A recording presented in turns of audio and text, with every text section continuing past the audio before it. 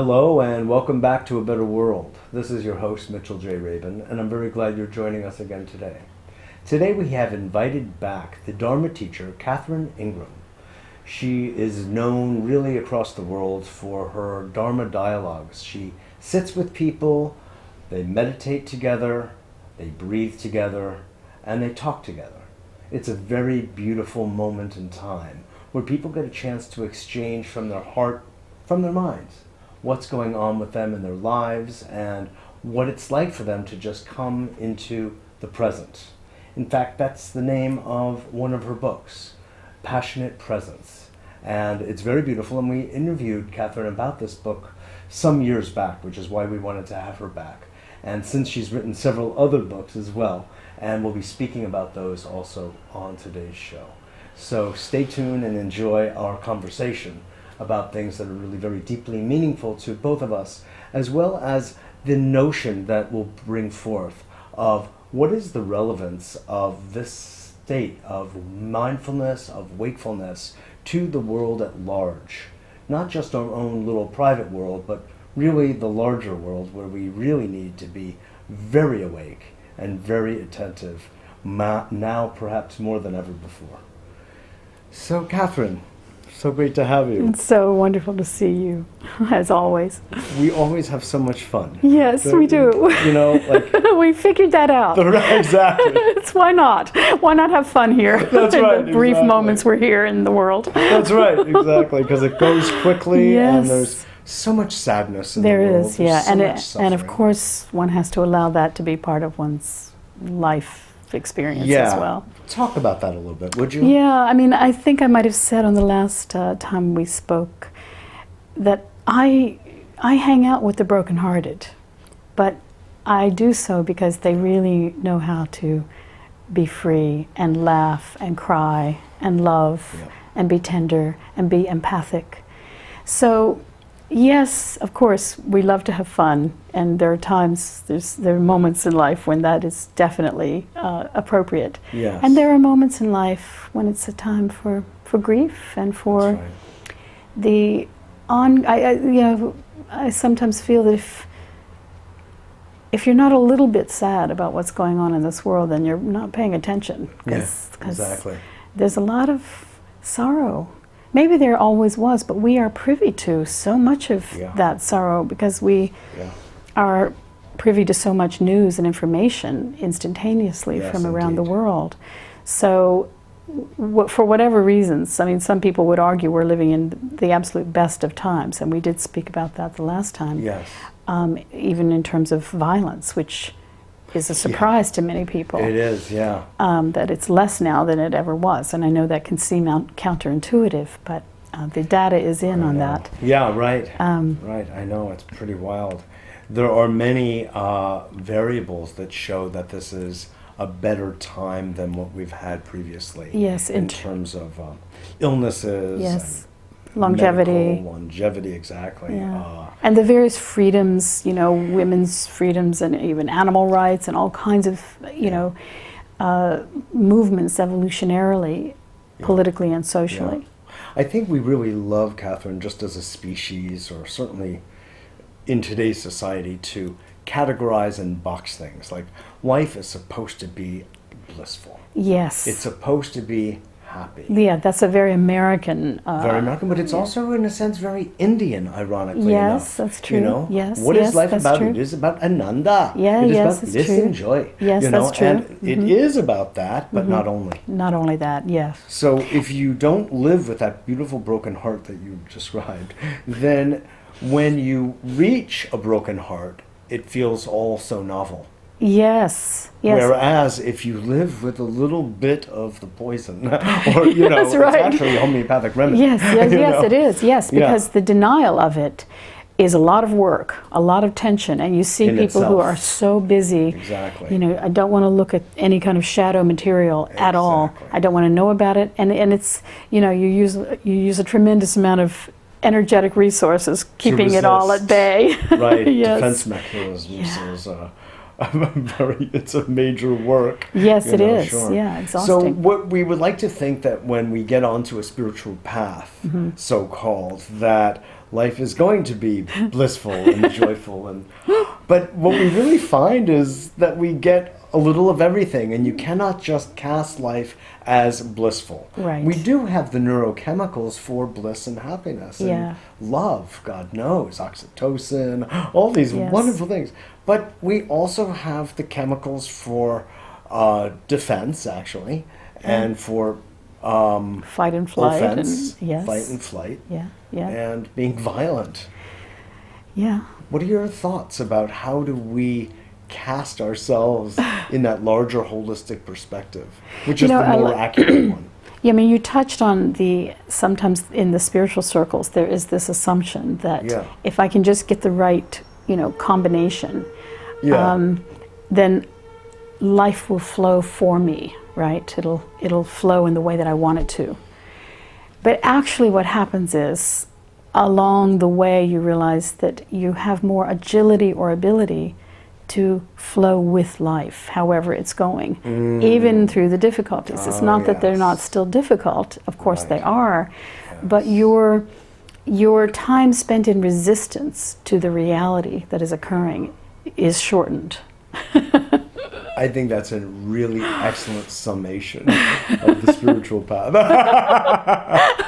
Reduce your resistance. To reality, yes. To reality, shorten the length of time you're in resistance. Because of course it is. The world as it is, life as it is a very catch-all phrase in the spiritual world. Yes, yes it Instead is. of seeing the machinations that you bring, or just even the delights of your own personal fantasy.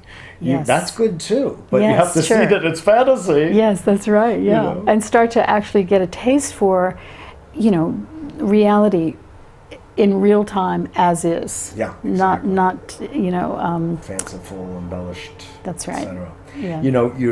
You've reminded me before, and I think I've said this before as well, that your words of living with a broken heart reminds me very much of the wise words of Chogyam Trungpa Rinpoche, who was one of my teachers. Yes. And he always spoke of living with a broken heart. Yes. Yeah. That the goal, if you will, of the spiritual path is to feel. Yes. And when you feel the pain. I know. Of humanity. Yes, yes. And also you feel the joy. Yes, exactly. The joy is much easier in general to feel. Yeah. And to download enough to this, Moses said, I walk with the lowly. Yes, I always love that. I know. I love that too. It's like so close to the earth that you get to see everything springing up. Exactly, yes. And I think that, just this notion of true empathy, that I think comes very naturally when we're sitting in our quiet, sweet spot. That there's an automatic sense of another being when you're with that person, or when you consider or think about that person.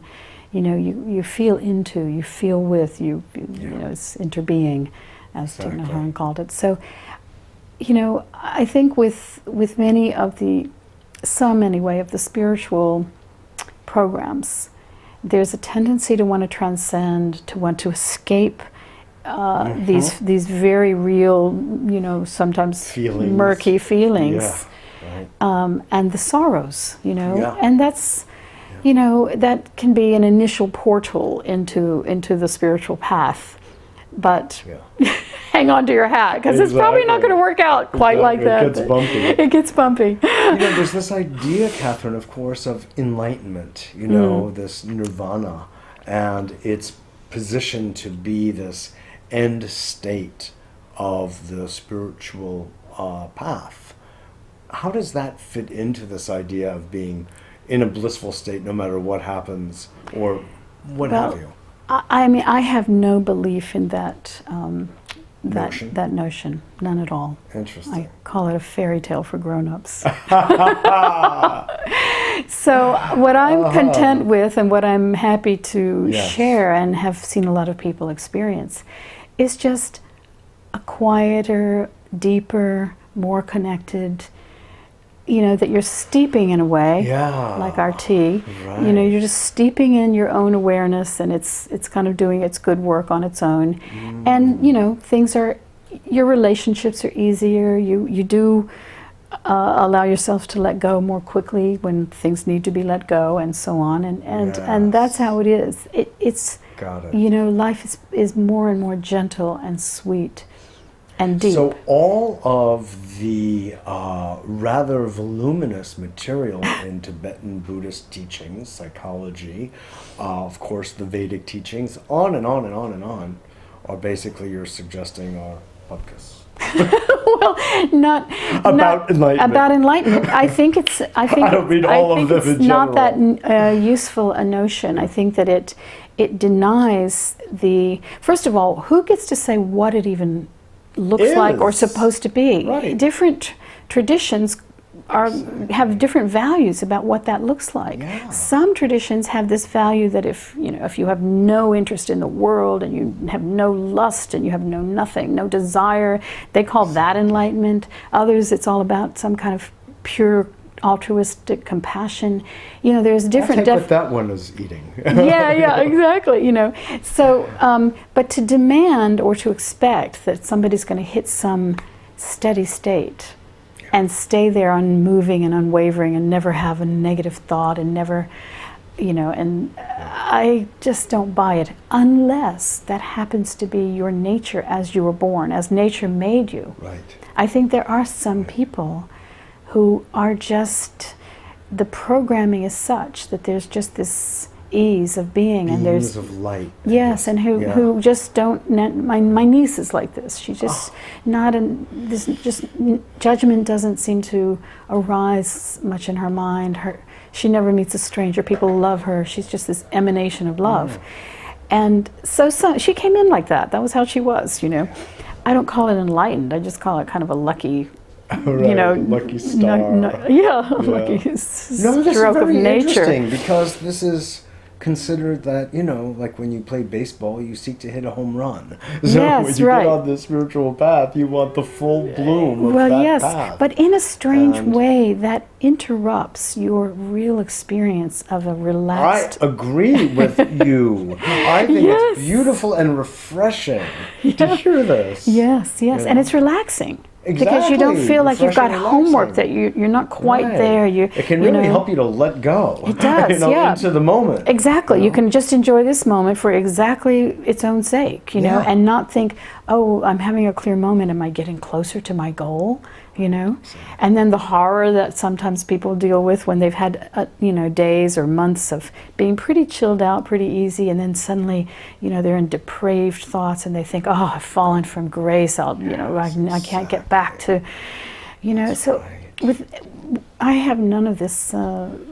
This is so programming. I'm enjoying. Yeah, right. No, I love this because it's like cleansing in a way. Yes, it is. I have, while I love the teachings that come from really every corner of the world, the Taoist teachings have been very fundamentally important. And they have become the same for me. They have they've moved up to the top of the list. Yes, because you're in the flow. Yes, they're about flow, and they work with the natural rhythms of, they honor nature in all its forms. And so this is another aspect of really understanding that nature made you, you didn't make you. That's right. And one of my friends says, I am not my fault. You didn't make you, and you don't have to sort of purify you. Yes. But what you can do with the little bit of awareness one can direct around, which is very helpful, makes all the difference, you can allow yourself to just be at ease with whatever is occurring and not be at the effect of it. In other words, just because a mad thought is going through your mind, or a hateful thought, or a jealous thought, it doesn't mean that you have to do a single thing about it. You've got plenty of space around every thought, and the more you allow them to be and just come and go in the big sky of mind, they have no more power. And you can just relax and watch it like clouds going by. Like a bad movie. Yes, or a little mini nightmare or whatever.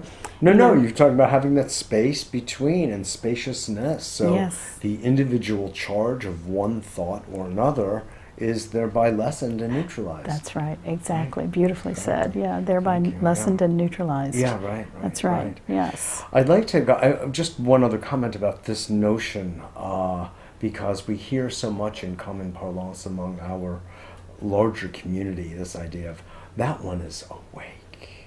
He's really got it. You know, but I think as you were kind of suggesting, that suggests, if anything, that he's or she is more in a flow. Yes. And unperturbed by the conditions of our daily or maybe life. mostly unperturbed. That there may Mostly be That's right.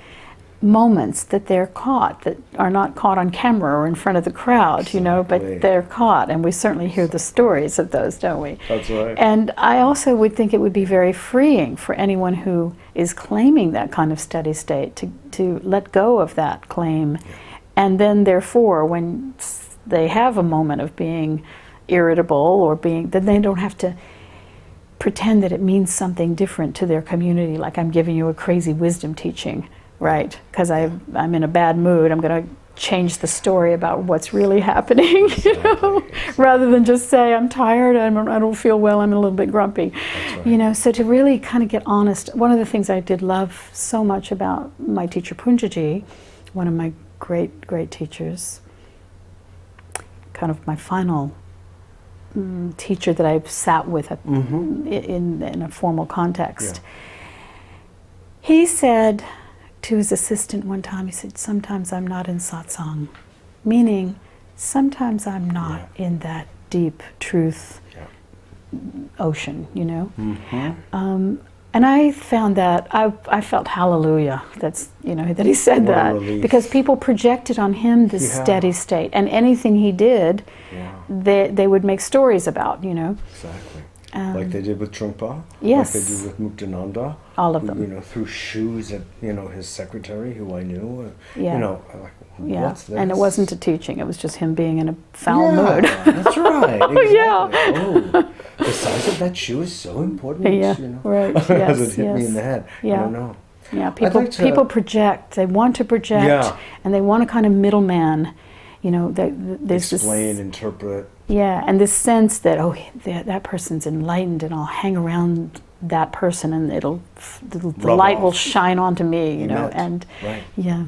And then there are also the teachings, and this will come full circle to something I really want to hit upon, Catherine, of Ramana Maharshi, who, as we understand, more or less sat around, you know, all day, blissed out, and I've been to the mountain, right, and I've been to the places that he would lounge with his disciples, and not far from where the cow got enlightened, or whatever. You know? So what an interesting idea that there is an energy that emits, and there is a field. Now, there is some truth to this. We all know what it's like to be in the presence of some people who are freer, more in the flow. I mean, that's, I think, consistent, though, with what I'm saying, in that when someone is more habitually, you know, more consistently easy, you know, lets go as needed easily, is empathic, is compassionate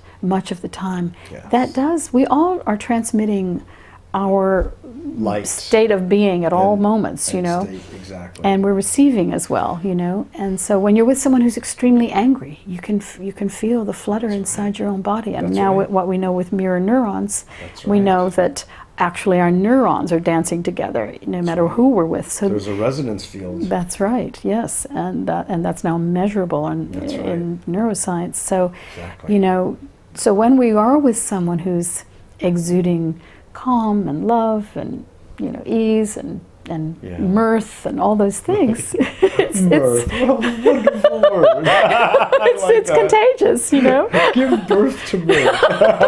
There's a book title. Really, at least a chapter.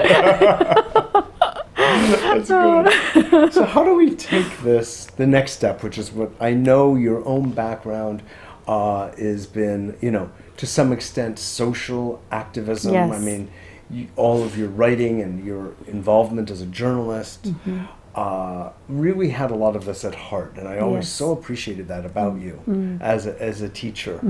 you know, because you bring that, something that's part of the denial system of so many other paths, where I'm so one that says, get off the meditation cushion Yes. and into the boardroom or onto the street, Yes. wherever you feel Yes. comfortable. Absolutely. You know, but get Yes. into action in the world to take your heart of compassion Yeah. and let it shine Yeah, where it absolutely. needs to shine Yeah. most. I- you know? I, of course, agree. I know, exactly.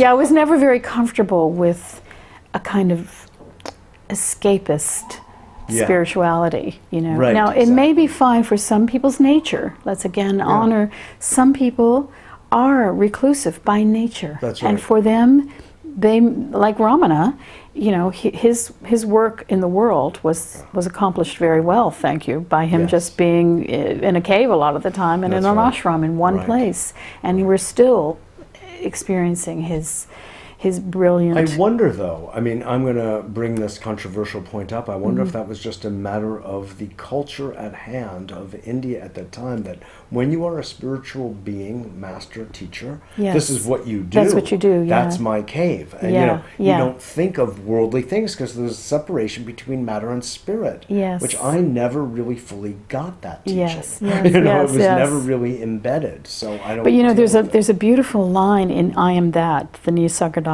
book, in which the interviewer is saying to him, you know, how can you just sit here when there's a war going on? And his answer was, there's always a war going on. You know, my offering to you is to look at the war going on in yourself. So, of course, we have to do both, you know. I think that it's, you know, the Einstein quote about how we can't solve the problems at the level on which they're created. Yes, The exactly. same, something like that. Yes. So, you know, our work in the world is in part getting us to another level of consciousness that is more intelligent in terms of dealing with the problems. But then you don't just stop there and rest on your laurels. You actually roll up the sleeves, for many of us whose nature demands that, Right. and jump in and Exactly. and let yourself be used in whatever way is appropriate for you, whatever gifts, not to have a should about it, but just let yourself, you know, let the love that you are and that you understand and feel roll out in whatever ways your talents demand. Yes, right. And beckon you. And beckon. Yeah, Right, that's a better exactly. word.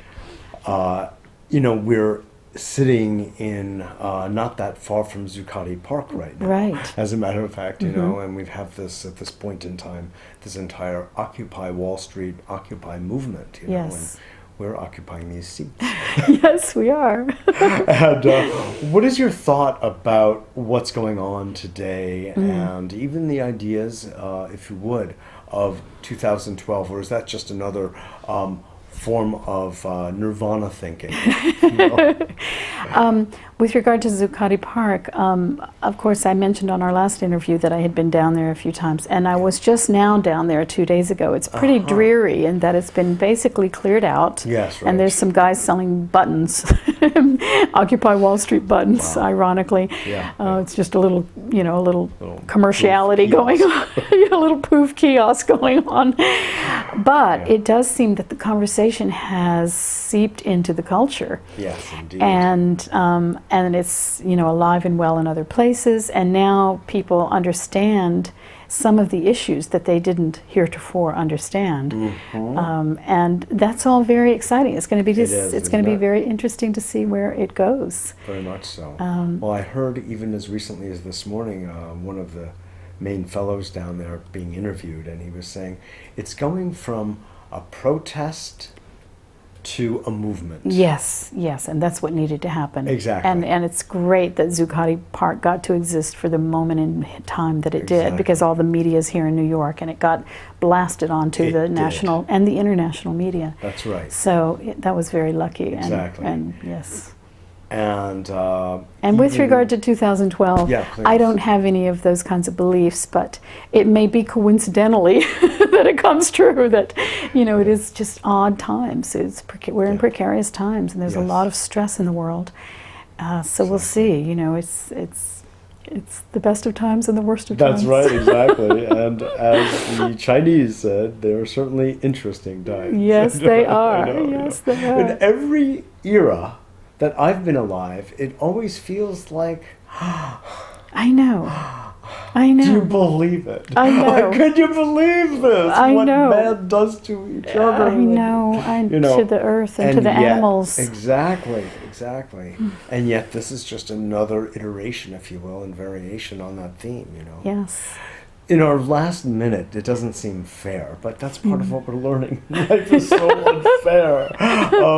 About your book, Yes. A Crack in Everything. Yes. I adore that name, Catherine. Yes, I think yes. it's fabulous. I got it from Leonard Cohen. Right. With you his had permission. mentioned that. Right, Yes, right, yes. right. Could you just speak a word about It's a novel. Yeah. My first novel. I loved writing it. And it is it's really a story of redemption, but it's a very a juicy story about a young girl who comes from Ireland and ends up living in America, and you see America and this culture through her eyes, especially Hollywood culture.